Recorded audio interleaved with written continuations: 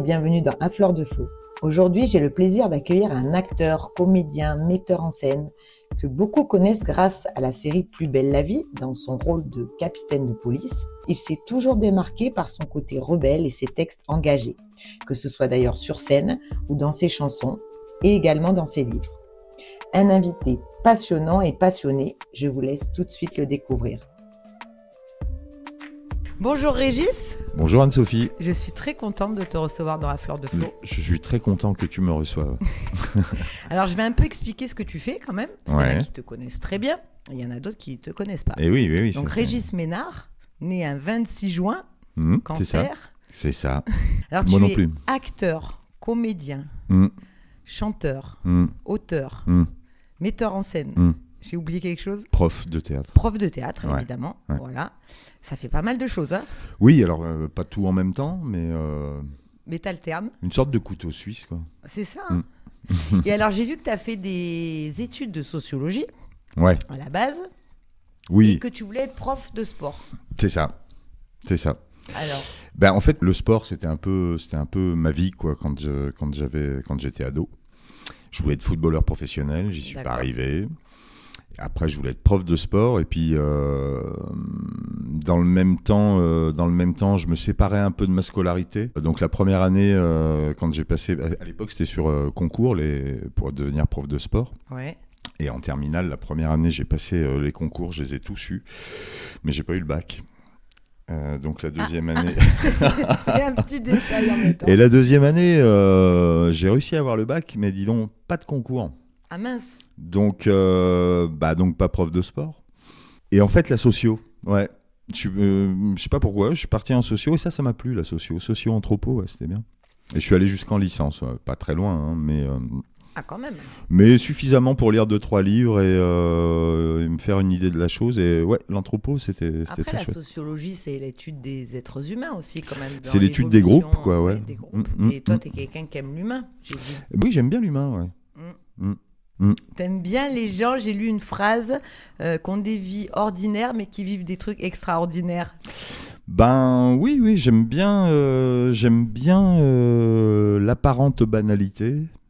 En sachant que dès que tu te penches un peu sur la question, il y a jamais rien de banal.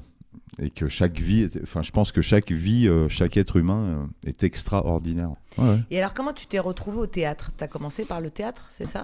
Ouais, j'ai commencé par le théâtre, un peu par hasard. J'avais fait 2-3 tentatives quand j'étais au collège. J'avais une prof de français qui montait une pièce de théâtre. J'avais eu des petits rôles, moi je m'amusais, c'était plus pour être avec les copains, voilà. Et puis quand j'étais en socio, justement, la dernière année, je m'ennuyais un peu à Lyon. Une semaine entière à Lyon, c'était un peu difficile. Moi je suis quelqu'un qui vient de la ruralité. Donc dès que j'avais fini mes cours, je remontais. Et un jour, sur un hebdomadaire régional, Le Pays Rouennais, pour ne pas le citer, parce que tu viens de la région de Roanne, ouais. Voilà. Et je vois une petite annonce qu'il y avait une troupe menée par un professeur de français du lycée de Charlieu, dans la Loire, qui recherchait des comédiens pour monter une pièce sur un synopsis écrit par Jim Morrison, qui s'appelait L'Autostoppeur. Donc j'ai répondu à l'annonce. Ouais. Et puis j'ai été pris. Bon, j'ai su après coup que j'étais le seul à avoir répondu à l'annonce. Ouais, mais ça c'est pas grave, tu l'as su après. Sur le moment, tu t'es dit c'est cool. Quoi qu'il en soit, là j'ai eu des sensations incroyables. Ah ouais. Sur une scène, j'ai retrouvé des choses que je pouvais vivre dans le sport. D'accord. C'est-à-dire un track, tu vois, une montée d'adrénaline. Et puis physiquement, vivre quelque chose, tu sais, sur une scène, la moindre chose, le moindre pas que tu fais, le moindre bras que tu lèves, prend des proportions en termes de dépenses d'énergie et la fatigue à la fin d'un spectacle et tout ça. Et là, ça a été une grande découverte, quoi. Donc j'ai remis le couvert avec lui 1 ou 2 ans après, je crois. Et là, clairement, il m'avait écrit un rôle, il m'avait vraiment écrit un joli truc. Et là, ça a été décisif, quoi. Pour toi ? Ouais. Trop bien. Et là, ça a été décisif. Je me suis dit, ouais, c'est ça que je veux faire dans la vie. Mais après, j'ai rencontré la personne qui allait devenir la mère de mes enfants, que j'ai rejoint dans la ville de Toulouse. Et en fait, ma carrière, si on peut appeler ça comme ça, c'est un mélange, c'est souvent le fruit du hasard, quoi, et de coïncidences. J'arrive à Toulouse et je sais pas trop ce que je vais y faire. Si, je veux faire du théâtre. Et je passe devant le conservatoire, par hasard. Et là, il y a une affiche sur la porte. Les concours ont lieu le lendemain et le surlendemain. Ah oui, il y avait des gros signes quand même. Hein. Voilà. Donc j'y vais avec les textes à la main. J'ai pas eu le temps d'apprendre des textes. Et puis je le passe. Et puis en fait, ça marche. Et je suis pris. Donc je me fais une année au conservatoire de Toulouse. Et dans le même temps, j'avais démarré, je tournais avec Babylon Circus. Et oui, parce qu'il faut qu'on en parle de ta carrière de chanteur. Ouais, alors c'est une histoire d'amitié. C'est-à-dire que les copains montent plusieurs groupes dans la région de Roanne. Et moi, j'étais un copain du groupe. Et je faisais la fête avec eux. Et voilà. Puis j'écrivais un peu, mais comme ça, dans mon coin. Et ils montent Babylon Circus et rapidement je me fais une place là-dedans, un peu clown, un peu chanteur, un peu à écrire des bafouilles et puis voilà quoi. Et puis on a tourné un peu ensemble.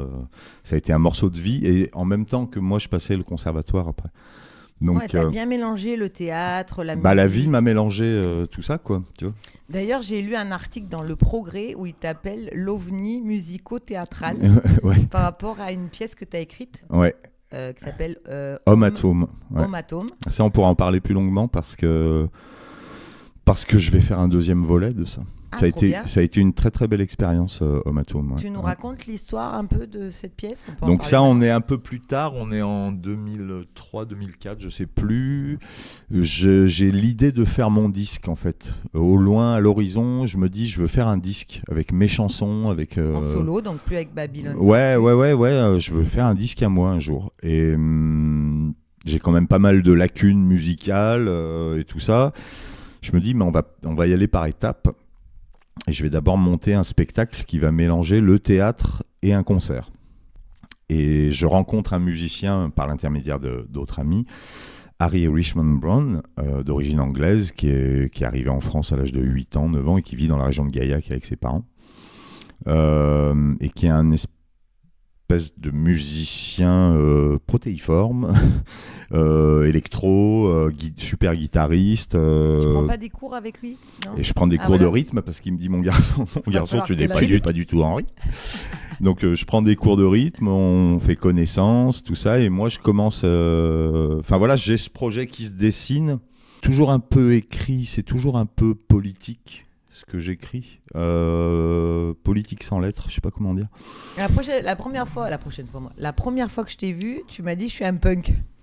Bah oui, je suis un punk. C'est ton mot. C'est-à-dire. Est-ce que Bah, ça rejoint tes textes engagés? Bien sûr, c'est un tout. Je crois que je suis un punk sans la crête, quoi. Quoique. La société de consommation dans tout ce qu'elle est et oulala, si on part dans la politique. C'est pas grave. Je pense qu'un des grands mots aujourd'hui de ce monde, c'est qu'on a touché les limites d'un truc qui s'appelle le libéralisme et le capitalisme, quoi. Et que moi, je suis né en 72 et je n'ai vécu que la crise. Mmh. C'est-à-dire que depuis que je suis né, j'entends parler qu'on est en crise. Ouais, 73, choc pétrolier. Non, mais tu vois. Et forcément, tu te construis avec ça en disant, bah dis donc, grosse crise. Tu vois, j'ai 53 ans aujourd'hui. Donc en fait, ça a un petit peu... Et puis le passage par la fac de sociaux et tout ça n'ont fait que conforter ces idées-là. Et tout ce que j'ai écrit et tout ce que j'écris est toujours un peu teinté de ça quand même. D'accord. Ce que Marguerite Duras appelle le gai désespoir. C'est-à-dire, tu sais, il y a un adage populaire qui dit la situation est grave mais pas désespérée. Ouais. Et moi, je l'ai inversé, un peu comme moteur d'écriture. La situation est désespérée mais pas grave. Donc en fait, ce qui t'amène une forme d'humour. Oui, il y a beaucoup d'humour dans tout ce que tu écris. Ouais, parce que mieux, hein. j'ai envie de dire dansons sur les ruines, quoi. Donc c'est ça le côté punk. Ouais. C'est pas nos futurs vraiment, parce que je crois au futur. Je suis plutôt un garçon au final un peu optimiste sur l'humain. mais rarement sur la société. Ouais. Enfin, rarement sur le système, rarement... Sur ceux qui le mettent en place, du moins. Ouais, et puis parce que... Enfin bref, on va pas faire de la politique maintenant, mais le chantier est immense. Et après, quand je vois les jeunes, aujourd'hui, plein de jeunes, et j'ai des enfants qui sont jeunes et qui ont des... Enfin voilà, j'en ai un qui a 27 ans, un qui a 19 et un qui a 17. Ils me donnent espoir. Et tous les ados, ils me donnent un grand espoir. Ouais. Soyez le changement que vous voulez voir en ce monde. Ouais. Donc j'y crois, Oui. si tu veux. Sauf qu'à l'échelle de l'histoire, ces changements-là prennent du temps, forcément. Et ce vieux système qui n'en finit pas de mourir, un jour on va passer à autre chose. Nous, on le verra peut-être pas, mais Oui, un jour, forcément, il y aura autre chose. Il y a donc, en fait, de choses depuis l'humanité, de toute voilà. façon. Et tout ce que j'écris est un peu teinté de ce vieux système sur lequel les humains, ma foi, s'en sortent quand même. Et arrivent à faire des choses entre eux, souvent en dehors des institutions, souvent en dehors des normes. Ouais. Enfin, tu vois, ma foi, de briques et de broc. Tu vois. Est-ce que c'est pas être créatif, ça, finalement ? Si, je crois que si. C'est un bon outil, la créativité, pour sortir d'un système. Ah ouais, je pense, ouais. Oui, puis même individuellement, pour aller bien et aller mieux. Finalement, tu as toujours été créatif. Tu me disais, j'écrivais un peu seul, sans savoir quand tu écrivais que depuis le CP. Ah, depuis le CP. Depuis que tu as appris à écrire. Moi, j'ai découvert les mots, enfin, comme tout le monde, quoi, au CP, tu vois, la lecture, les mots et tout ça. Et ça a été une révélation, enfin, je sais pas comment dire, c'est mon véhicule, quoi. Les mots et le langage, c'est l'habit dans lequel je me sens le mieux. Et ça a été, mais je n'ai rien décidé. Enfin, tu vois, c'est un truc, c'est instinctif, quoi. Ah ouais. Et j'aurais fait une vie avec ça, quoi. Tu vois. Je suis trop contente. Tu m'as amené. C'est décousu, mais il y a quand même une certaine logique dans tout ce qu'on dit. Un livre dont tu m'as fait cadeau, je suis très contente. Île déserte, que tu as écrit il y a combien de temps ? Il y a un petit moment déjà là. Alors, j'ai commencé à l'écrire en 2003 ou 2004 et il est paru en 2010. Donc il n'a pas énormément de pages, mais je mets un peu du temps à écrire les choses, moi. C'est surtout qu'en plus, moi, pendant ce temps-là, je travaillais, je gagnais ma vie. Tu fais pas que ça. Hein. Voilà. Ouais. Et puis j'aime bien des fois laisser en jachère, revenir dessus un mois après, puis tu vois. C'est ta technique créative, ça, de laisser, comme tu dis, en jachère ? C'est pas vraiment une technique, hein, c'est surtout que la vie faisant... tu travailles sur d'autres trucs, tu vas gagner ta vie, tu vois. Donc des fois, t'as pas le temps. Ouais. Et puis des fois, t'as pas envie, quoi, ça se décide pas. Enfin. Tu retournes quand t'as envie, que t'as le temps. Ouais, alors je m'astreins quand même à quelque chose. Je me fixe des objectifs. Ah, quand même. Je pense que qu'entre une personne qui sort un livre et une personne qui... Il y a plein de gens qui commencent à écrire des trucs, qui essayent d'écrire et tout ça. Et je pense que la différence entre celui qui arrive à sortir un livre... et celui qui démarre des trucs et puis c'est le fait d'aller au bout, quoi. Ah oui, on en parle souvent, ça. C'est compliqué, hein. Et comment on fait pour aller au bout ? Parce que tu vois, il y a plein de gens qui écoutent les podcasts qui ont des fois, qui sont pas forcément artistes, hein, mais qui ont du mal des fois à aller au bout, peu importe que ça soit artistique ou pas, des choses. Comment tu fais, toi ? Comment je fais, moi, vu que j'ai décidé d'être artiste et de gagner ma vie avec, je me fixe un objectif. Tu vois, par exemple, là, j'ai commencé d'écrire un nouveau roman il y a un an environ. Et je sais que je vais aller au bout. Alors, les deadlines changent, hein. C'est-à-dire que je voulais avoir une première version finie avant Noël. Elle ne sera pas du tout finie avant Noël. Mais donc, tu t'adaptes quand même. Tu donnes des objectifs que bien tu... Bien sûr. Mais par contre... Chaque chose, j'ai décidé quand j'ai commencé dans ces métiers que chaque chose que je commençais, je la finissais. Ça, c'est une règle que tu t'imposes. C'est une règle chaque chose que je commence, je la finis. Parce que je sais justement le piège d'être ébouriffé, quoi. Ouais, de partir dans tous les sens. De partir dans tous les sens, un peu une chanson, un peu un machin, un peu un truc. Oui, surtout que tu fais plein de choses, toi. Voilà, et de ne rien finir. Oui. C'est le risque. Ou de ne pas vraiment commencer, ou je sais pas quoi. Tu vois. Donc, si j'ai une idée et que je la sens assez ancrée en moi, Et qu'elle te fait du bien et que tu as Ouais, vraiment puis envie de la faire. que c'est ce que j'ai envie de faire, on va dire. Je vais au bout. Et qu'importe si ça prend 6, 8, 10 mois, 1 an et demi, 2 ans, ma foi. Mais par contre, il y aura un mot fin. Et ça, tu le visualises? Ah Tu oui, le oui. sais? Oui. C'est une exigence que tu as envers toi-même? Oui, c'était un postulat de départ, on va dire, et qui s'est ancré et qui est devenu une exigence sans trop que j'y pense, mais c'est un mode de vie. Ouais. Mais il en va de même dans les rapports humains, j'ai envie de dire. Ouais. C'est-à-dire que je vais au bout. Donc dans les rapports humains, tu es patient du coup. Voilà. Mais ouais. J'aime pas les demi-trucs. Oui, on en parlait hors caméra là. Voilà. J'aime pas C'est les... noir ou blanc quoi. Bah, c'est pas noir ou blanc, ça peut être gris clair, gris foncé, machin. Mais par contre, les demi-trucs, les trucs où on sait pas trop, les trucs... Inachevé. Ouais, et puis tu vois, où c'est pas clair, quoi. Mm-hmm. Et notamment dans les choses artistiques, je pense que ce sont des jeux. Et c'est ce que je dis à mes élèves et tout ça. Le théâtre, c'est le verbe qui correspond au théâtre, c'est jouer. C'est un jeu. Et tu ne peux pas jouer à un jeu sans règle du jeu. Tu ne peux pas jouer à un jeu, tu peux pas jouer aux petits chevaux, tu peux pas jouer au Monopoly, tu peux pas jouer à ce que tu veux sans la règle du jeu. Et c'est quoi pour toi là, une règle du jeu incontournable dans l'art justement? Parce que c'est un jeu. Bah, ça dépend l'objet que tu construis. Mais moi, je sais que quand je me mets en écriture ou quand je joue dans Plus belle la vie ou quand je me fixe quelques règles du jeu qui tiennent le bonhomme, la baraque, tu vois. Qui te tiennent toi, en Bah tout oui, cas. et puis qui te permettent aussi, dans les choses artistiques, c'est forcément quelque chose que tu vas transmettre à un public, à des auditeurs, à des spectateurs, à des lecteurs.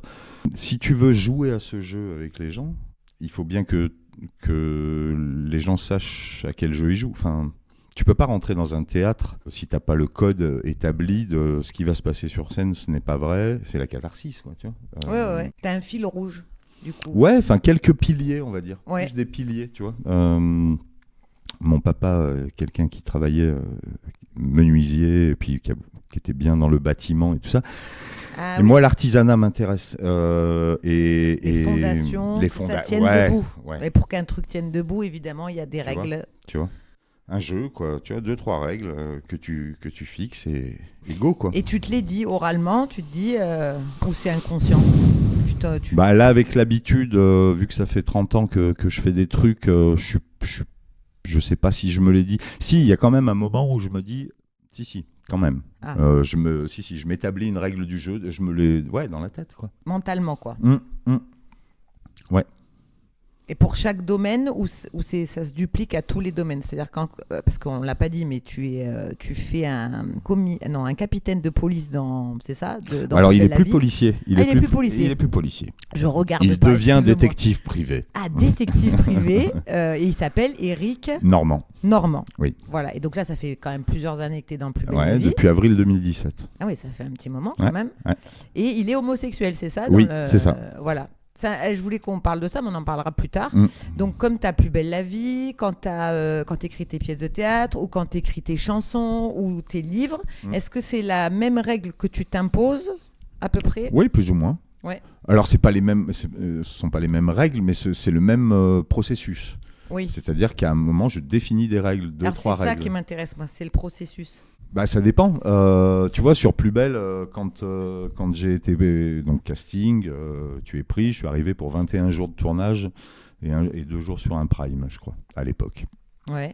Donc tu sais pas, voilà, tu sais pas si ça va déjà durer t'es ou pas. content, c'est Ouais. bien. Et puis après, chemin faisant, t'apprends que tu vas revenir sur une intrigue, machin, tout ça. Et donc t'as ce personnage que tu découvres. Hein.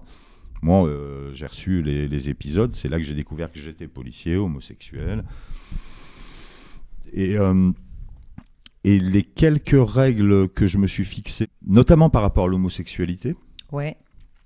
moi qui ne le suis pas dans la vie, je me suis dit, je vais pas jouer l'homosexualité, je vais jouer l'amour. Enfin, je vais jouer ma préférence, ce sont les hommes. Ouais. Voilà. Donc, mon regard quand je vois un homme, Pour qu'il soit le même que quand tu vois une femme. Voilà. C'est ça, t'as transposé. Voilà, tu vois ce que je veux dire, mais Oui. donc ok, ça c'est le premier truc fixé. Flic, de la BAC, je voyais à peu près ce que c'était. T'as dû aimer ça. Mais non, mais il s'avère que dans les premières séquences que j'ai jouées dans Plus belle la vie, j'avais un interrogatoire avec une personne d'origine maghrébine et que j'échangeais des mots en arabe avec lui.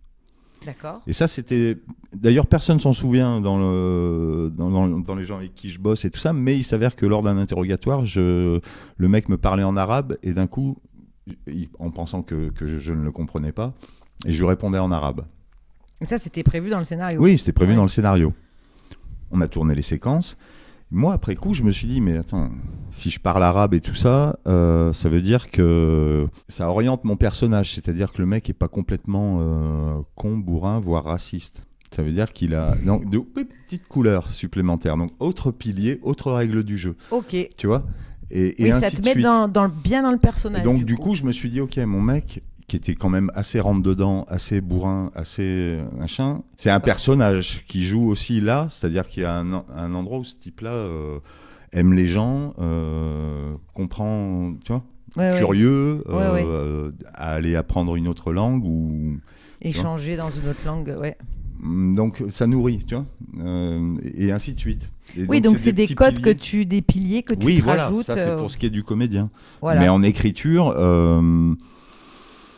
le nouveau roman là, que je suis en train d'écrire, c'est l'histoire de 4 hommes qui ne se connaissent pas et qui ont pour point commun, tous les 4, d'être dans le Massif central.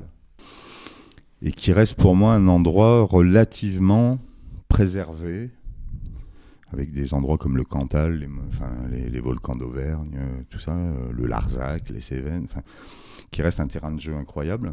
Je voulais faire une zone refuge pour ces 4 hommes un peu en perdition pour des raisons différentes et tout ça. Puis il va y avoir des rencontres. Et ils se rencontrent à un moment donné, j'imagine, les 4 hommes. Et oui. Tu veux nous lire un petit extrait là, alors pour l'instant, c'est en cours d'écriture. Eh oui, c'est en cours. Mais je peux lire le début. Ah super, parce que moi je t'ai demandé de ramener plein de trucs, donc on va les utiliser.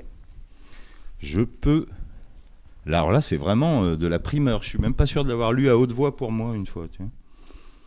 D'ailleurs, quand t'écris direct sur l'ordinateur ? Oui. Ouais, pas à la main. Non. Est-ce que des fois tu dictes des idées de phrases que tu as sur ton téléphone ? Non, jamais. Non, j'aime vraiment taper les lettres, les mots. J'aime tellement les mots que j'ai besoin de les voir se dessiner.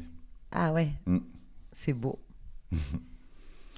Donc là, je suis parti, tu vois, sur une règle du jeu où chaque début de chapitre, il y aura le prénom de l'un des gars.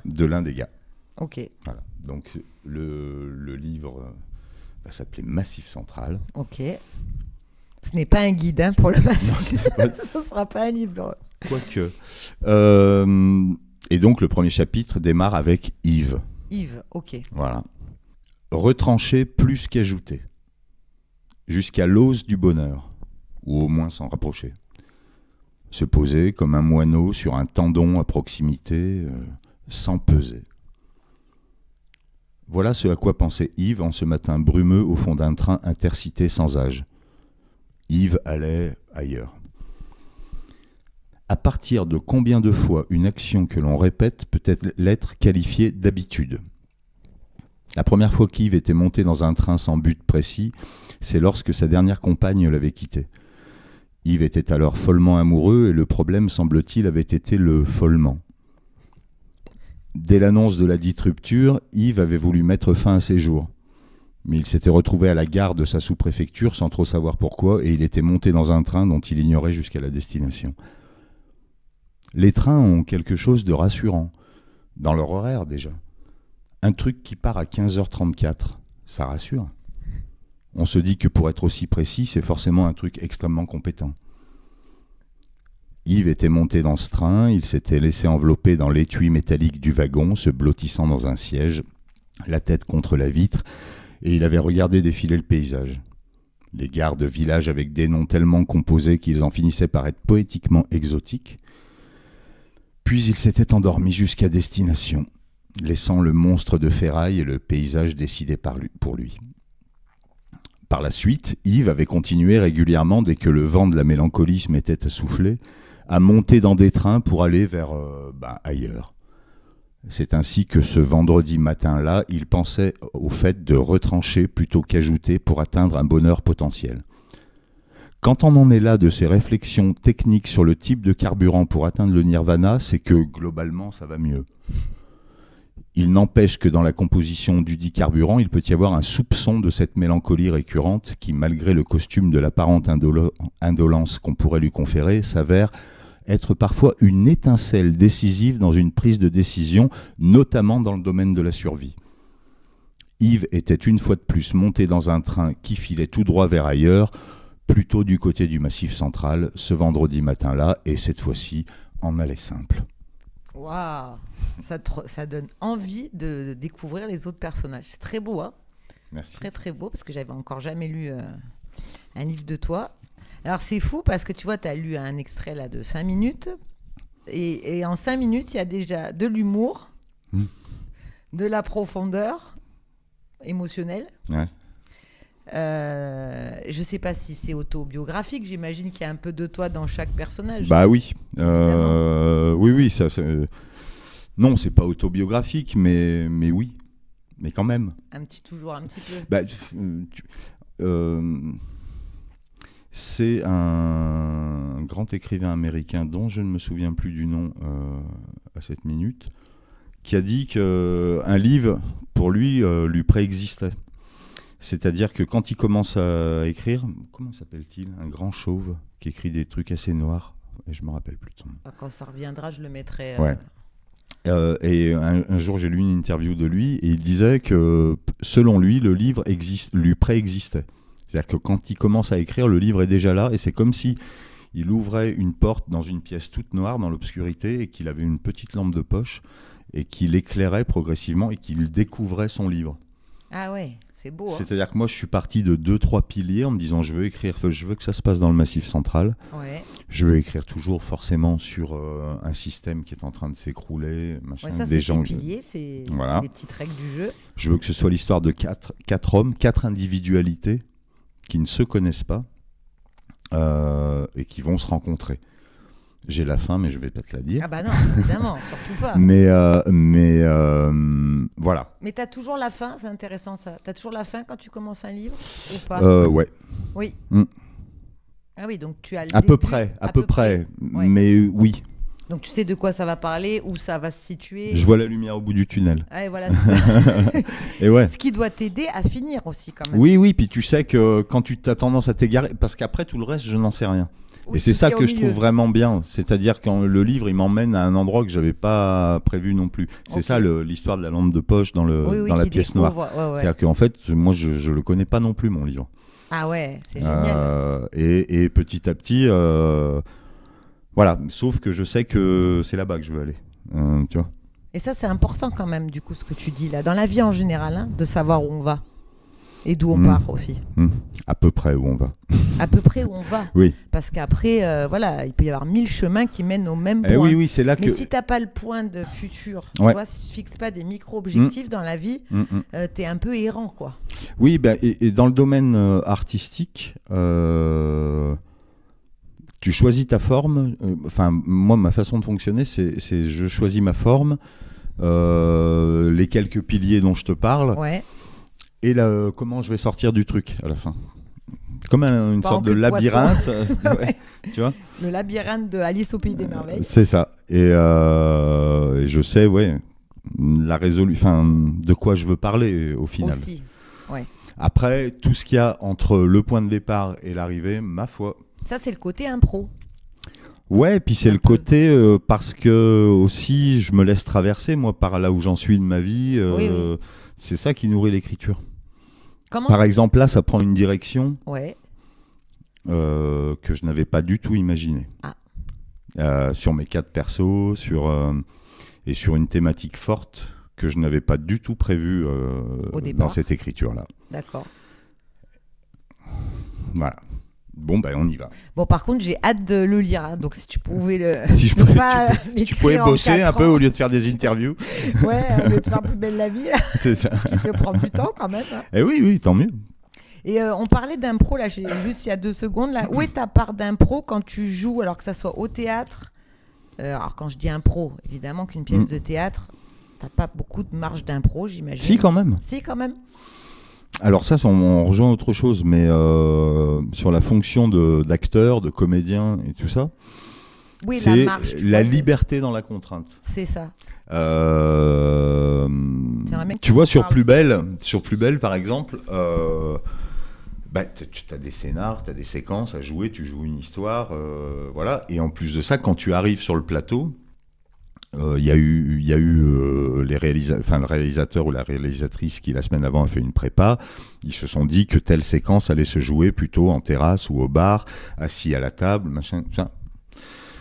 Moi, je pense que le comédien, il n'a pas à remettre ça en question. Okay. Le comédien, il apprend son texte, il a son perso, il arrive. Et en fait, comédien, pour moi, c'est globalement, tu dis oui à tout. Ouais. Attention, non, mais c'est une souplesse. Oui, vraiment, parce que je pense que c'est important d'être. Est-ce que c'est une souplesse rigide ? C'est une souplesse maligne. C'est-à-dire que tu dis oui à tout. Ok, je suis assis à la table, ok, machin, et tout ça. Et toi, ta liberté et ta force de proposition autour de ton personnage, tu vas naviguer entre les mots écrits et ce qu'on t'a dit de la mise en scène. Tu vois, et tu vas naviguer là-dedans, et il reste quand même une marge. C'est-à-dire que si tu veux t'appuyer comme ça, si tu veux machin... Oui, dans ta gestuelle, dans ton regard, l'énergie que tu amènes et ce que physiquement tu amènes... au personnage. Voilà, et c'est tout... Et la liberté, en fait, est immense. C'est ce que j'essaye d'expliquer aux élèves comédiens que j'ai sur des stages ou des cours ou autres.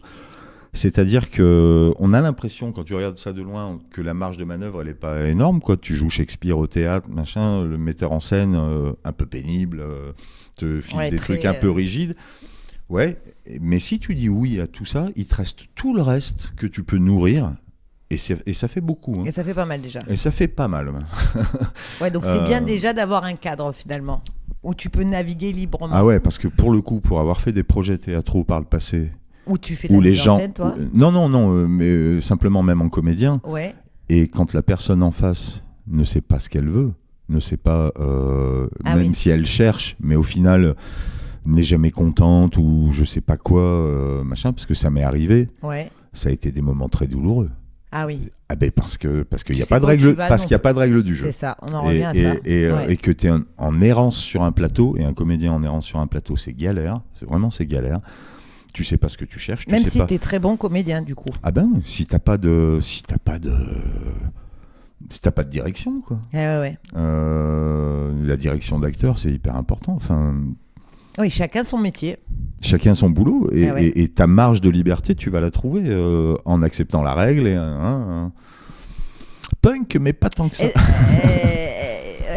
quand même. Est-ce que tu as déjà des fois pas accepté certaines directions ? Ça t'est arrivé ou pas ? Non. Ou des rôles qu'on t'a proposés Non, je me suis des fois emmerdé sur des projets. Ouais. Non, ce que je n'ai jamais accepté, c'est... Ça a posé quelquefois des problèmes et des situations conflictuelles, parce que j'ai mon petit caractère aussi. C'est le fait que la personne ne sache pas ce qu'elle veut. Ça, c'est ton côté qui ressort. On dit de toi que dans le milieu que tu es un gros travailleur, très humble, c'est-à-dire que tu parles à tout le monde, tu es bienveillant avec les acteurs, tu n'hésites pas à les aider. Je calcule pas trop. C'est ce que j'ai noté, quoi. Parce que j'aime les gens, quoi. Donc... Et comme tu es exigeant avec toi-même dans ton travail, je pense que, enfin tu me dis si je me trompe, tu as aussi une exigence envers celui qui est par exemple metteur en scène, oui c'est ça, ou réalisateur. Après une exigence, je sais pas, enfin c'est juste de la clarté. Et si tu apposes une signature en bas d'un contrat, c'est qu'a priori tu es d'accord pour faire le job. Donc tout le monde vient faire le job. Ce que je supporte pas, c'est la malhonnêteté. Les gens qui viennent faire le job pour la thune, mais qui en fait le font pas. Quand tu fais un job pour la thune, c'est pas une bonne motivation déjà. Le comédien qui arrive et qui sait pas ce qu'il va jouer, qui a pas regardé ses séquences et qui apprend pas son texte. Ça me saoule. Ouais. Ça me saoule parce que... parce qu'on va perdre du temps, parce qu'on va atteindre un truc à 1/10 de ce qu'on aurait pu faire, et c'est ballot, quoi. Ouais. On va rentrer dans la technique. Tu dis apprendre ton texte. J'avais prévu ça plus tard, mais on va poser des questions techniques. Ouais. Apprendre un texte, ça demande évidemment une préparation, de la mémoire. Alors la mémoire, c'est ultra important pour un comédien, un acteur. Est-ce que ça se travaille, la mémoire ? Je sais pas. Par contre, ce que j'ai découvert, c'est qu'il existe des mémoires différentes et des couches de mémoire. Et le cerveau humain reste un grand mystère. Ah, ça. Mettons au théâtre, quand j'apprends un texte, ce texte-là, sur 6 mois, 8 mois, 1 an après, et voire même des fois 5-6 ans après, si jamais je le relis, et tout ça, il me revient des pavés entiers. Après, ça te demande de rebosser, évidemment, mais c'est une mémoire assez profonde. Ce que j'ai découvert en arrivant sur Plus belle la vie, c'est je ne sais pas combien de séquences j'ai dû tourner depuis que je suis sur la série, mais si je te dis 1000 ou 1500, je ne dois pas être loin du compte. Donc j'arrive, je l'essaie, je les joue. Ouais. Et 1h30, 2h, 3h après, où tu vois, hier j'ai tourné, aujourd'hui, ne me demande pas les mots que j'ai dit hier. Tu t'en souviens pas? C'est-à-dire que ça fait reset. C'est ce que j'ai fait pour mon bac, moi. Non, mais c'est un truc de fou. Mais j'ai rien décidé. Mais si tu veux, ça laisse la place à ce qui va venir. C'est ça. Mais t'as pas décidé consciemment, mais inconsciemment, tu sais très bien que cette scène, tu vas pas la rejouer une deuxième fois. C'est ça. Voilà. Déjà. Ton inconscient, il est au courant. Déjà. Donc le et puis c'est surtout que j'ai besoin de la place parce que j'en ai la semaine prochaine 50. Tu fais un reset instantané. Et ça, j'ai découvert ça, c'est mystérieux. Mais au niveau de l'apprentissage, tu apprends aussi vite pour les textes de Plus belle la vie que pour une pièce de théâtre? Non, j'apprends plus vite. Vu que les séquences sont toutes calibrées de la même façon, et elles font toutes la même durée et le même nombre de pages et sur demie. Plus belle la vie, voilà, sur Plus belle la vie. Aujourd'hui, j'apprends une séquence de Plus belle en... Allez, j'y vais en 2-3 fois. L'avant-veille, on va dire, un peu. La veille, un peu plus. Et le jour même... Par contre, je suis quelqu'un qui fait des italiennes avant de tourner. C'est quoi des italiennes? Tu sais, c'est réciter ton texte très très vite. Donc quand j'arrive sur le plateau, maquillage et autres, je demande des italiennes. C'est-à-dire que tu as une personne qui est dédiée à nous faire le texte avant d'aller au plateau. D'accord. Et moi, j'en fais... Qui te donne la réplique? Oui, qui me donne la réplique. Alors si mon partenaire veut bien me donner la réplique, on se donne la réplique. Mais moi, je peux en demander 15 avant d'aller tourner. Comme ça, j'arrive sur le plateau, les mots, je n'ai plus à y penser, quoi. Ouais, ils sortent tout seuls. Voilà. Ah, comme quand on chante une chanson, quoi. C'est ça, oui. C'est ça. Pour le coup, ça ressemble à ça. Ma façon de répéter des chansons avant un concert ou autre, je me fais des sets entiers. Tu vois, je définis ma setlist. Ouais. Et je me fais des sets entiers, mais je peux en faire... 15 d'affilée. Ouais, 15 d'affilée. Alors souvent avec mon ordi, tu vois, je demande aux musiciens de me faire les morceaux sans la chanson, sans les paroles. Et je me fais des sets entiers, des concerts entiers, parce que du coup, même, ça te donne des idées de transition, de trucs. Ah, puis tu réfléchis plus aux mots que tu vas... Ouais. Et puis tu l'as dans les pattes, quoi. Ouais, tu arrives sur scène... tu l'as dans les pattes, je sais pas comment dire. T'as plus besoin de... Donc ça, c'est une technique, un conseil, par exemple, pour la mémoire, l'italienne. Oui, alors pour le coup, je n'ai rien inventé. Hein. Les italiennes au théâtre se font... mais moi, je connaissais pas, mais c'est cool de répéter quand je joue avec des gens au théâtre, moi, ce que j'aime, c'est me faire 2 italiennes, tu vois, quelques heures, donc toute la pièce. Oui. Mais couché par terre, tu vois, vautré dans un coin, machin, à haute voix. Le texte, à haute avec voix. ton partenaire, ouais. Bim, t'envoies. C'est-à-dire que, mettons, un spectacle d'1h15, tu vas tomber l'italienne en une demi-heure. Oui, parce que tu vas très très vite. Tu mets aucune intention. Non. Le moins possible, parce que ça, c'est un bon exercice aussi, de ne pas mettre d'intention, de juste dire les mots. D'accord. Si tu mélanges les intentions de jeu, les silences, les trucs et les mots, t'es déjà plus dans une italienne, t'es presque dans une allemande. C'est vrai, ça existe? Une allemande, c'est sur scène, tu fais les déplacements, les prises d'accessoires et tout ça générale, en disant quoi. Le texte. Ah. Mais tu ne la charges pas de trop d'émotions. D'accord. Après, tu as une générale. Italienne, allemande, générale. Ok, italienne, allemande, générale. Oh, t'as la couturière aussi pour les costumes. Mais ça se fait plus guère. Mais oui, t'as une répétition qui était dédiée au costume. Oui, au costume. Et oui, pour répéter avec le costume. Voilà. Parce que des fois, ça peut changer ta gestuelle. Avec la contrainte, voilà. Et pour les femmes, avec les corsets hyper serrés. C'est ça, le corps. Alors, la prononciation, très important aussi.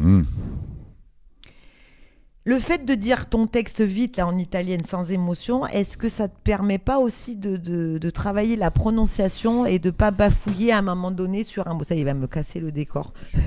Pachydermique parfois. Ah ouais, on est assis par terre. Donc on est bien. Les chaussettes de l'archiduchesse. Ah oui. Tu vois, alors pour moi, des exercices que tu fais ça? Non. Mais je l'ai fait plus. Mais alors, par contre, j'ai beaucoup pratiqué. Puis à l'époque, au tout début de ma carrière, j'ai monté des spectacles avec une metteur en scène qui était aussi une amie, Anne Collin, à Toulouse. Anne, si tu nous regardes, bonjour. Ça fait bien longtemps que je n'ai pas eu de tes nouvelles. Mais avec qui on a vécu, on a très bien travaillé, notamment sur La pluie d'été de Marguerite Duras, petit roman de Marguerite Duras, où je jouais le rôle d'Ernesto, un enfant surdoué qui ne le savait pas dans une famille ultra populaire à Vitry-sur-Seine. Bref, et elle était très pénible sur le travail du texte. Et elle utilisait une technique de Bernardi. J'essaye de me rappeler du prénom de cet homme, peut-être Alain Bernardi. Le jeu verbal, il a écrit un livre qui s'appelle Le jeu verbal, et qui était une technique très difficile, où chaque mot, en fait, quand tu avais une phrase, tu disais chaque mot. Tu vois, genre, le petit chat est mort, et ben, le petit chat est mort. Et tu prends chaque mot, chaque enveloppe de mots, tu la fais sonner dans la phase de travail, pas en représentation. Ah bah oui, je me doute. Mais on passait, alors là, pour le coup, des plombes et des plombes sur le texte, chacun dans sa bulle, à faire résonner les mots et à laisser ouvert les mots pour qu'on entende chaque syllabe, chaque son du mot, comme un musicien avec des notes, quoi. C'est ça ce que j'allais te dire, en chant, on le fait aussi, ce travail, ouais. Et quand tu retournes après jouer normalement ton texte, eh ben effectivement, tu dis chaque lettre, chaque syllabe, chaque truc qui sonne et que tu fais sonner. Rien de plus pénible. Tu vois, au théâtre, par exemple, la phrase qui tombe et t'entends pas chaque fin de phrase, parce qu'il y a des comédiens qui, malheureusement, ont ce truc-là qui fait que chaque fin de phrase, tu l'as pas, quoi. Dommage. J'irai lire la pièce. En fait, les phrases, faut qu'elles montent. C'est comme si tu posais une question. Chaque phrase, presque. Sans poser une question. Sans poser une question, mais quand même d'avoir une forme où c'est ouvert. En plus, ça permet à l'imaginaire du spectateur de se faire son film. Si tu affirmes tout, tu vois, quand on était à l'école, on nous a appris que la phrase, elle tombait, quand il y avait un point. Il fallait mettre le ton. Eh ben, je pense qu'au théâtre, c'est l'inverse qu'il faut faire. C'est-à-dire que la phrase, elle doit monter. Et tu disais ne pas baisser en fin de phrase, et tu as dit il faut ouvrir, et tu as levé les yeux au ciel. Est-ce que dans le corps, pour aider à ouvrir une phrase, il n'y a pas des choses qui se passent comme ça, tu vois, dans le regard et dans l'attitude physique, qui peuvent t'aider à bien dire ta phrase? Tu vois ce que je veux dire? Je pense qu'à titre d'exercice, si. Alors attends, j'essaye de me souvenir, parce que là, d'un coup, tu me fais appel à un souvenir que j'ai d'un exercice que j'ai moi-même pratiqué en tant que stagiaire dans des stages de théâtre. C'est-à-dire d'avoir l'ancrage au sol, tu vois, d'avoir vraiment les pieds ancrés dans le sol. Donc ça, c'est vraiment vers le bas, quoi, ouais. Et d'avoir tout le reste du corps qui flotte au-dessus, tu vois, avec une ligne de flottaison au niveau des oreilles. On nous parlait tu sais, un bouchon quand tu pêches à la ligne, oui, qui flotte sur l'eau. La tête, c'est le bouchon, et la ligne de flottaison est au niveau des oreilles. Et d'imaginer ce truc-là, et de se déplacer après. T'as d'autres points dans le corps et tout ça, mais de penser, d'être ancré dans le sol, d'avoir vraiment les deux pieds, parce que ça, je pense que l'ancrage est un truc hyper important, et par contre que tout le reste aille vers le haut, et dans une sorte de légèreté, et ça peut aider.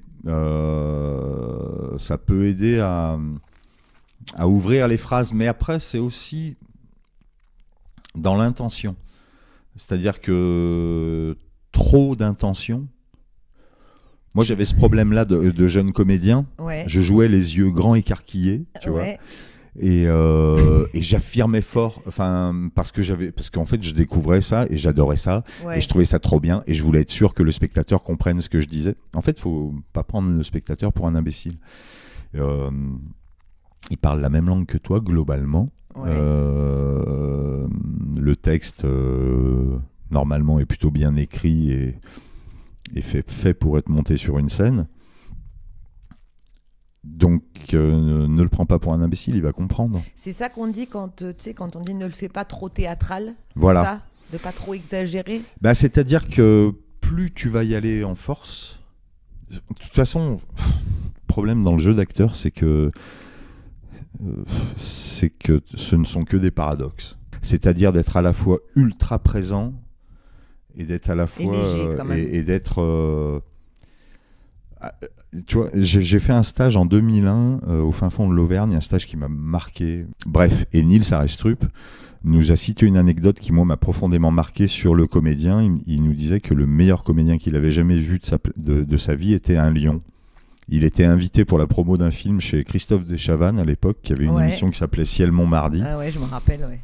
Avec un grand praticable qui arrivait des coulisses, et les invités passaient ce grand praticable. Il y avait toujours des animaux dans les émissions. Oui, je m'en rappelle. Et donc, le jour où Nils Arestrup était là, il y avait un lion qui s'appelait Romain le lion. Et de part et d'autre de ce praticable, tu avais les spectateurs de l'émission.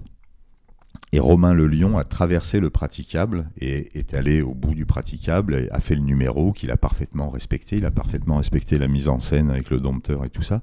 Sauf que Romain le lion, étant ce qu'il est, à aucun moment de sa traversée des 300 spectateurs présents n'a oublié qu'il était un lion et que potentiellement il pouvait bouffer un des 300 spectateurs. Mm-hmm. Donc, démarche. Suspense. Ouais. Frisson intense, tout le monde, un lion en liberté sur le plateau de Ciel Montmardi. Tu vois. Et Arestrup nous a dit, c'est le meilleur comédien que j'ai jamais vu. Il n'a à aucun moment oublié la mise en scène, il a respecté parfaitement la consigne, à aucun moment il n'a oublié sa nature. Et il dit, quand vous êtes comédien, que vous arrivez sur un plateau, n'oubliez jamais que potentiellement vous pouvez faire un gros fuck et vous casser. N'oubliez jamais ça. Et respectez parfaitement la consigne et la mise en scène, sans jamais oublier que vous pouvez partir. Ah ouais, c'est une belle image. Hein. C'est pas mal, hein ? Ouais, c'est pas mal. Hein. On va parler de tes doutes. Oh là ! De tes expériences. La vache. Le mot doute, ça te parle ? Ah ben grave. Bon, on en a tous, hein. Même si on est dans une société où tout doit être lisse, parfait. Sachez, auditeurs, auditrices, spectateurs, qu'on a tous des doutes, qu'on soit connus ou pas. Est-ce que pour toi, la vulnérabilité, c'est quelque chose qui participe à ta créativité au quotidien ? Ouf. On a plombé l'ambiance. Non, c'est pas ça, c'est que c'est vaste question.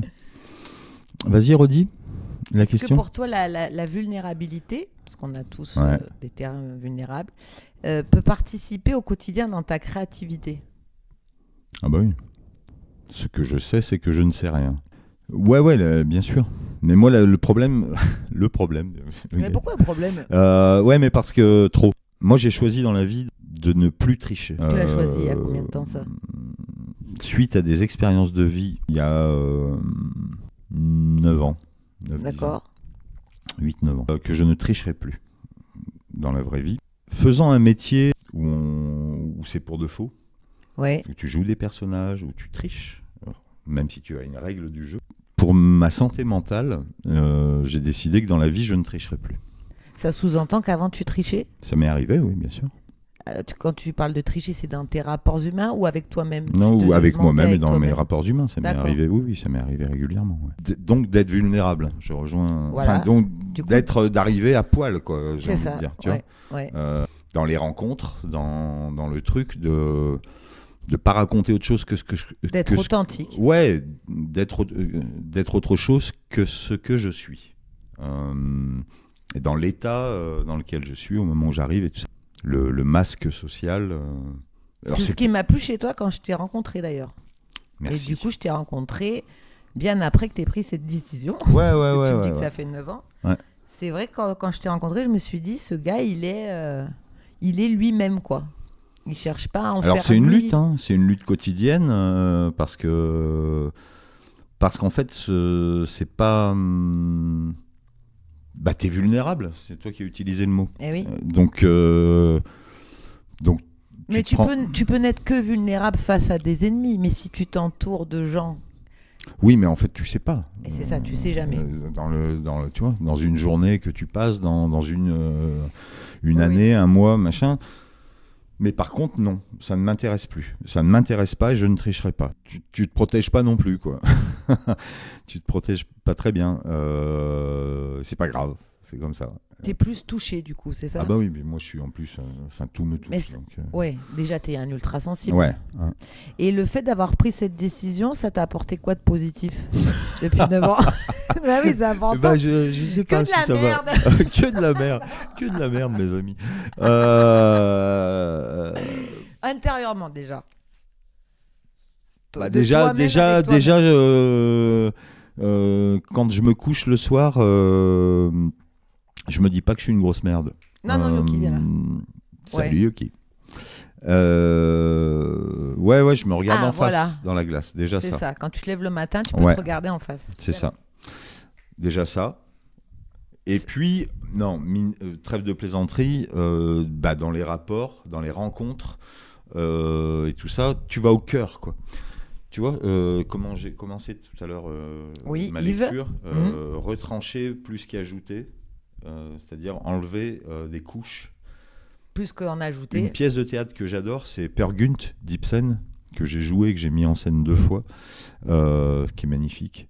C'est l'histoire d'un homme, Peer Gynt, de sa petite enfance jusqu'à sa mort. Magnifique, Peer Gynt. Ok. Et au fil de la vie de la vie de cet homme, il se compare à un oignon dont tu enlèverais des couches. Bah, c'est un peu ce truc-là.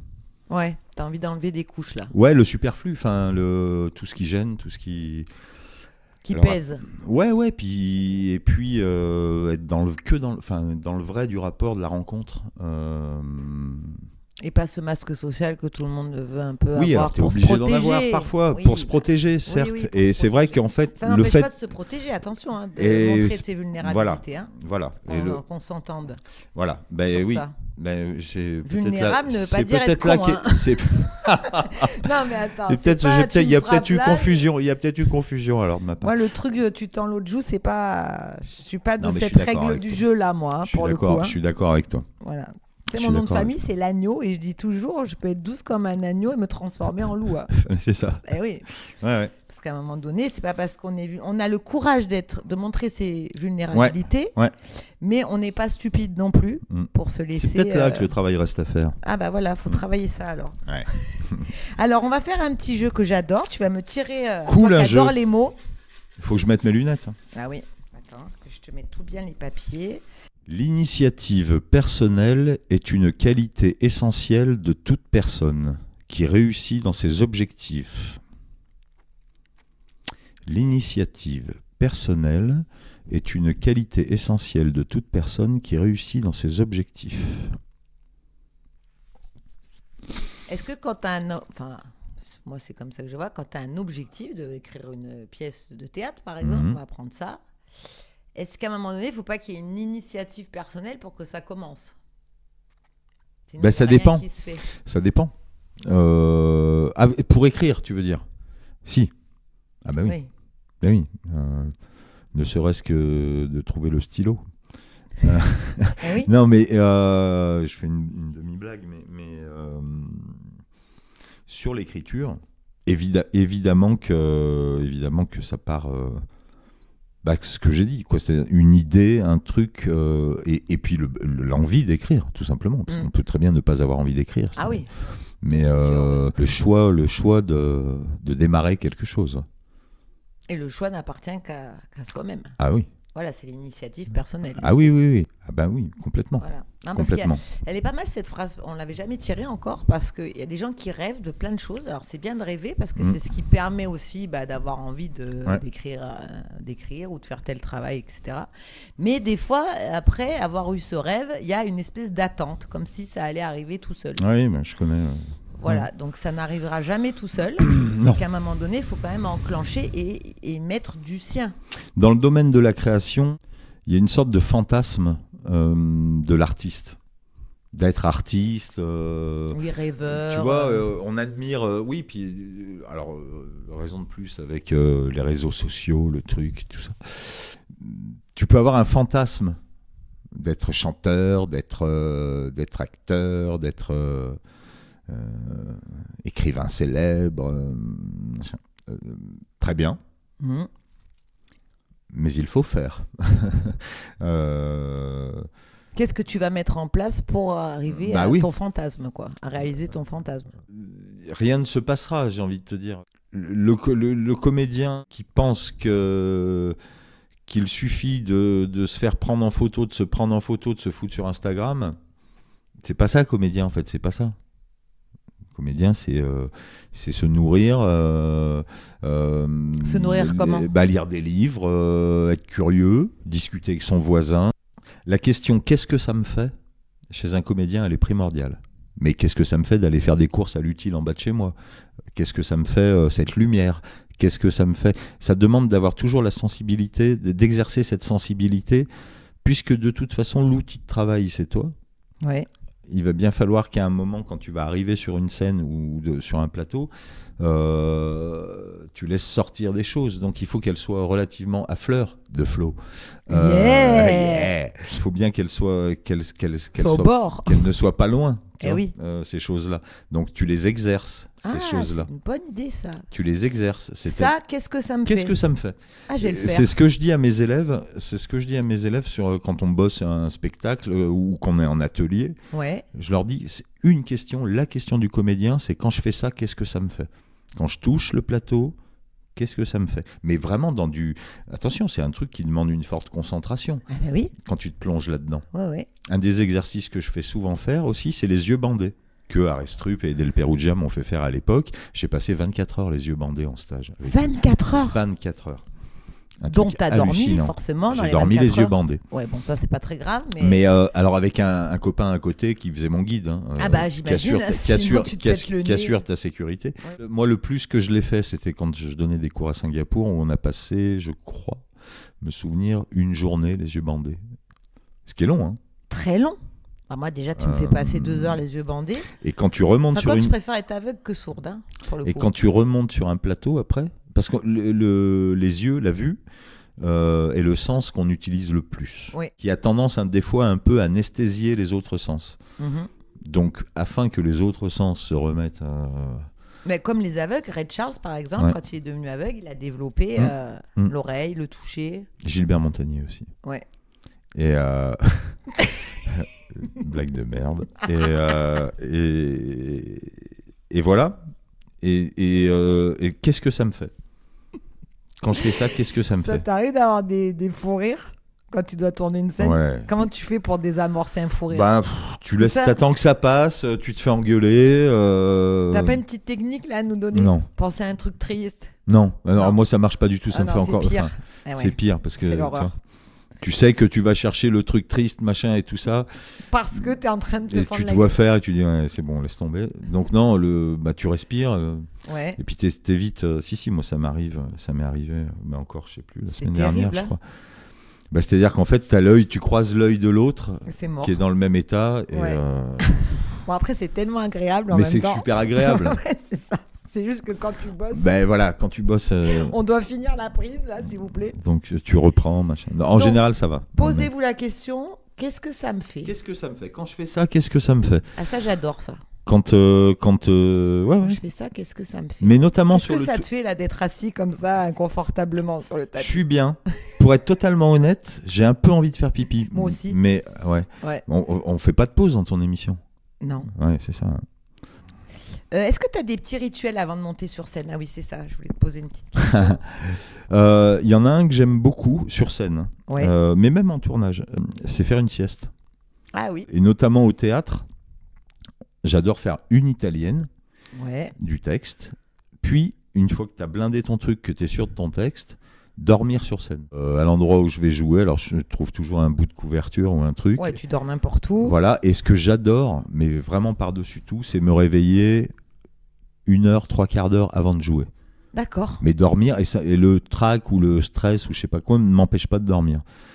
Tu dors une demi-heure, 3/4 d'heure, et tu te réveilles, tu sais, comme au petit matin quand tu as bien dormi, avec un peu comme l'enfant qui vient de naître. Et là, les fameuses sensations, le qu'est-ce que ça me fait et tout ça, sont hyper à fleur de... affûtées. Ouais, affûtées. Ok. Et j'adore ça. Et aller doucement vers la représentation. Et c'est un peu une antithèse de, tu sais, de le comédien, le trac, machin et tout ça. T'inquiète, il va remonter le track 10 minutes avant de jouer. Oui, j'imagine bien. Ouais. Mais ce truc-là, où t'es tout neuf, comme si tu venais de naître, j'adore ça.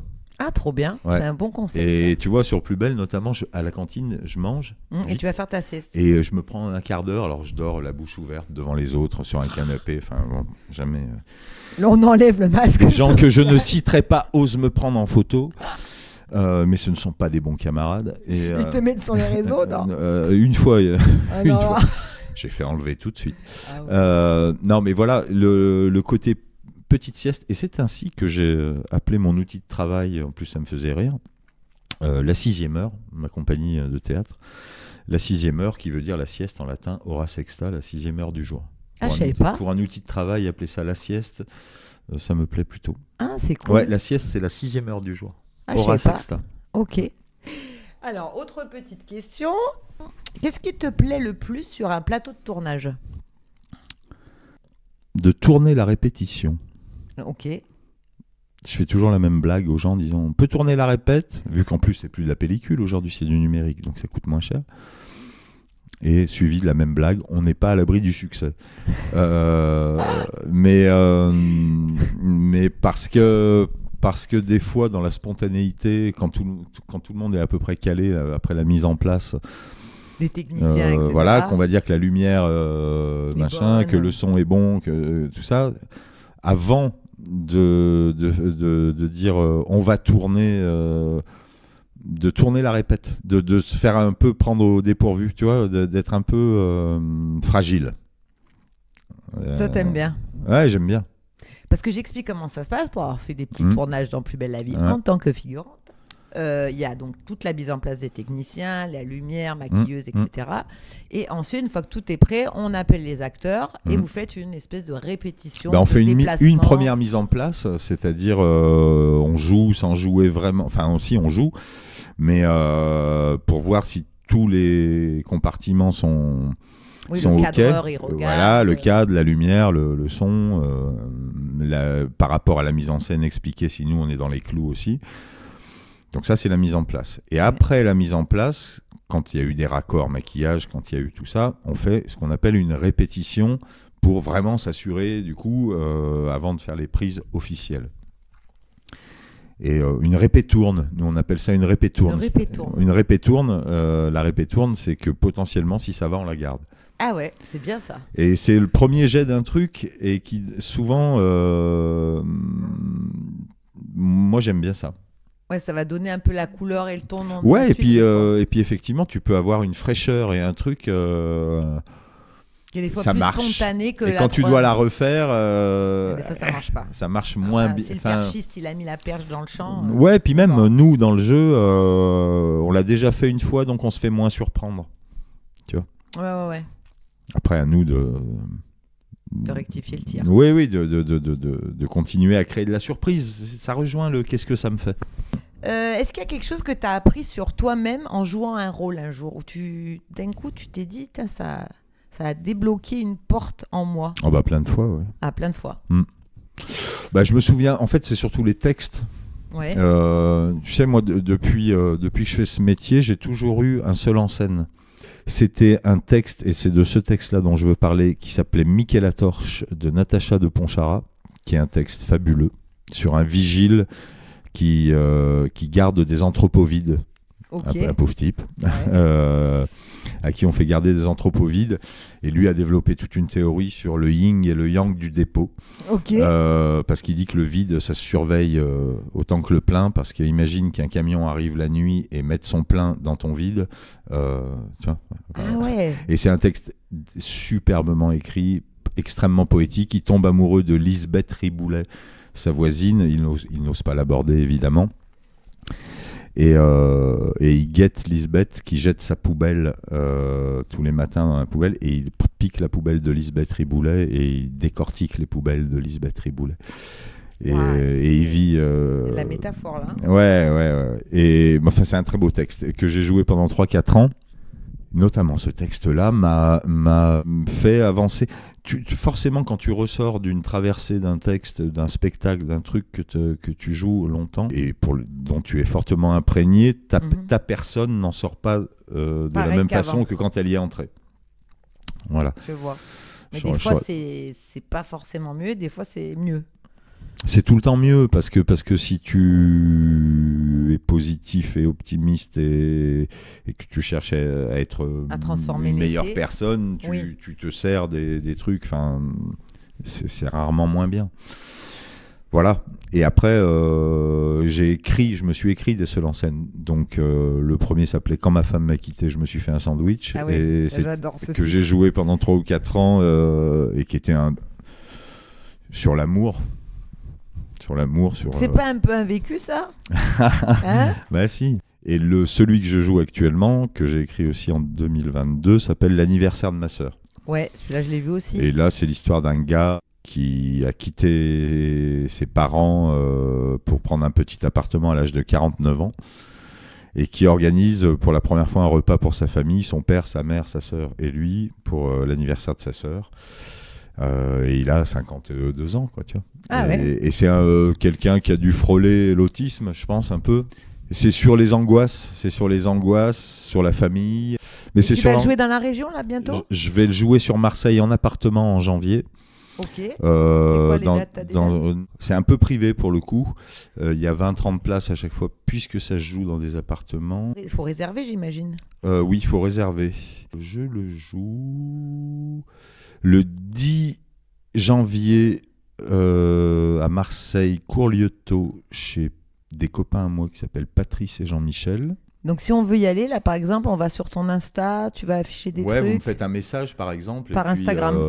Ouais, par exemple. Ok. Moi, je transmets Ok. Et je le joue le lendemain à Vitrolles, chez des gens que je ne connais pas. Ok. Et après, le 6 mars à Aix, chez Ouda. Ok. Et le 7 mars chez Nat à Marseille. Mais c'est tous des gens que je ne connais pas. Marseille, Vitrolles, Aix. S'il existait un musée de la créativité, quelle œuvre représenterait ton parcours? Alors, si on pouvait transporter un bâtiment et une grosse œuvre grandeur nature dans un musée, je prendrais le palais du facteur Cheval à Haute-Rive. Tu vois ce que c'est, le palais idéal du facteur Cheval? Non, je ne connais pas. C'est dans quelle ville?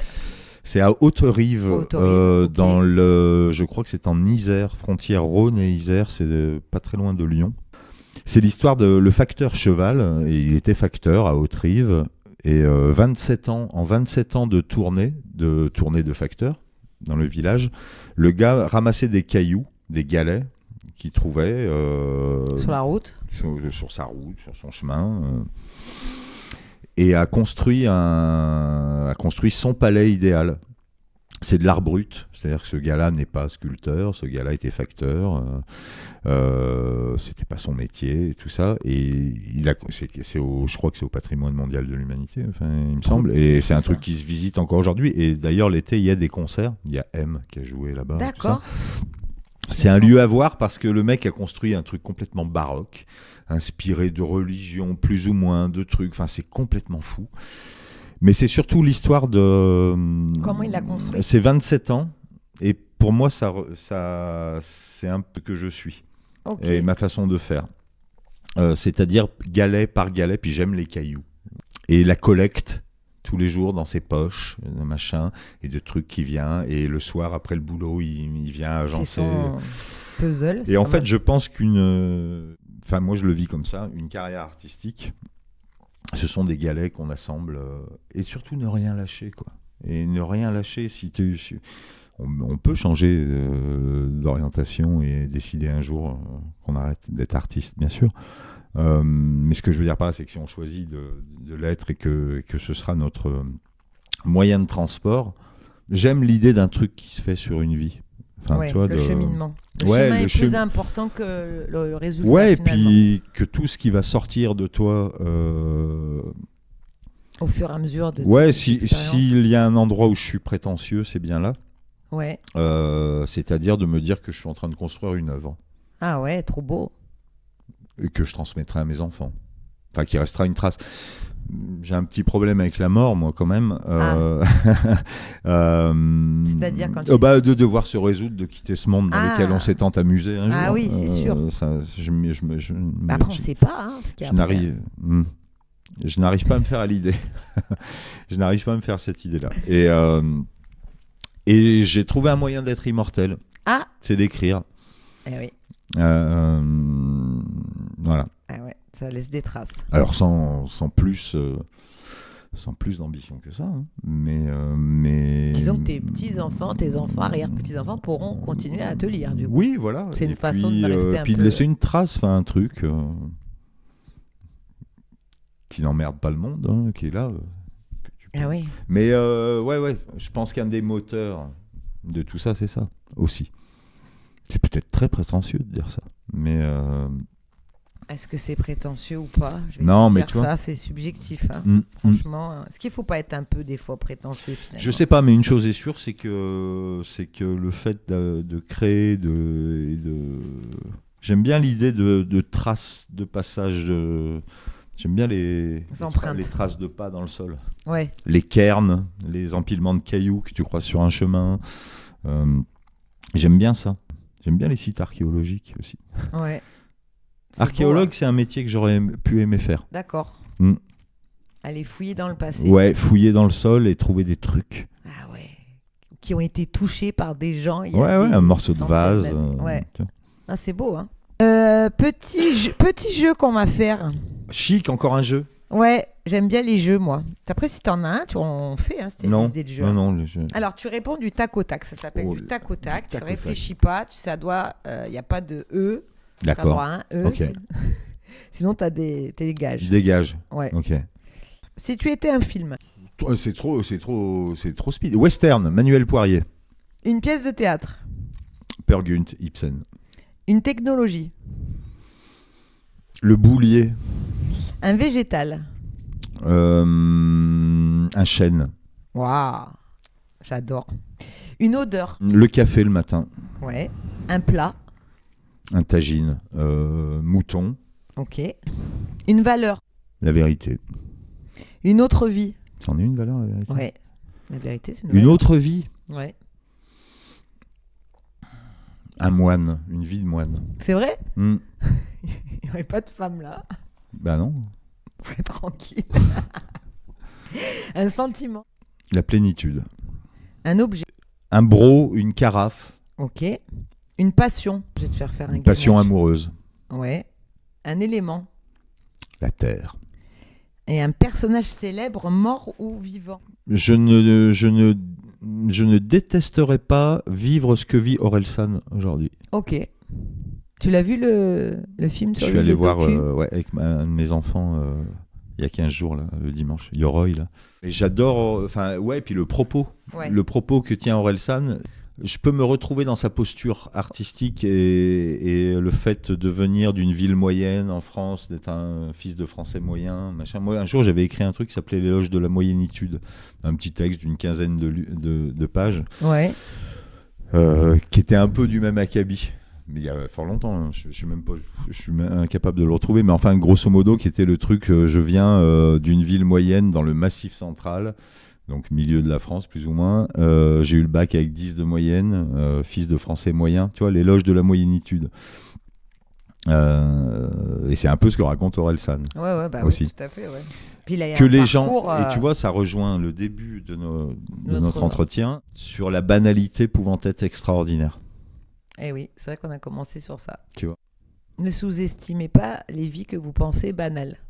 Oui, À alors commencer surtout, par la vôtre. surtout déjà. je pense qu'un des mauvais chemins sur le chemin de la création, c'est de se dire que j'ai rien à raconter. Ouais. Tu vois, j'ai rien à raconter. Ça ne tient pas.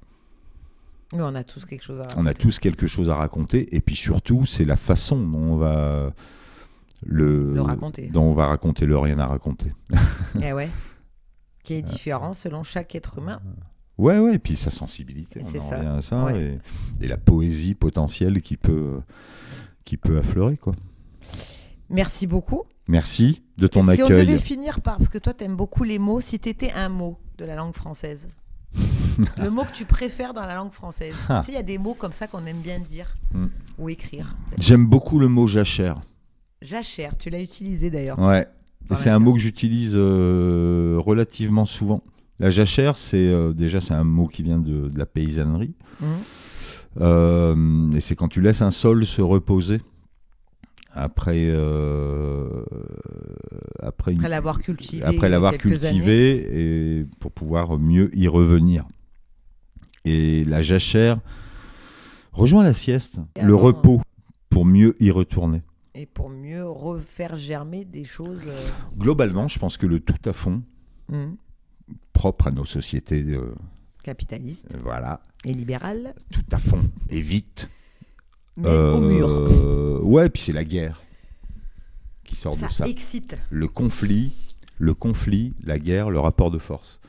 L'éloge de la lenteur, l'éloge d'une paresse apparente, la jachère, la sieste, sont des viviers bénéfiques pour des récoltes futures.